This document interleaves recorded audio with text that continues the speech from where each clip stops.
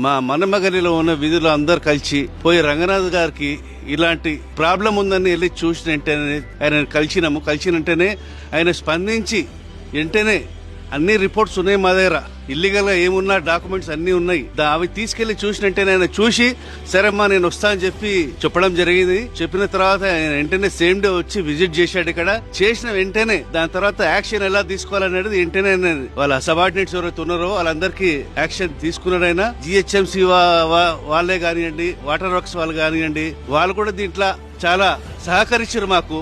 దీంతో పాటు రేవంత్ రెడ్డి గారు కానివ్వండి, తర్వాత రంగనాథ్ గారు కానివ్వండి, ఇక్కడ స్థానికల్లో ఉన్న ఎమ్మెల్యే కానివ్వండి, వీళ్ళందరి సహకారంతో మాకు ఈ డ్రైనేజ్ ప్రాబ్లం ఒకటి సాల్వ్ అయింది. దీంతో పాటు ఈ రోడ్డు పడడం చాలా సంతోషకరమైన, ఈ హైడ్రా ఉన్నందుకు చాలా సంతోషమైన విషయం ఇది. కొంతమంది ఏమనుకుంటారంటే ఇల్లీగల్ గా ఏదో చేస్తున్నారు అదే, మా దృష్టిలో మాత్రం అయితే ఇల్లీగల్ ఏం కాదండి. ఆ హైడ్రా ఉన్నందుకు చాలా సంతోషకరమైన విషయం అండి.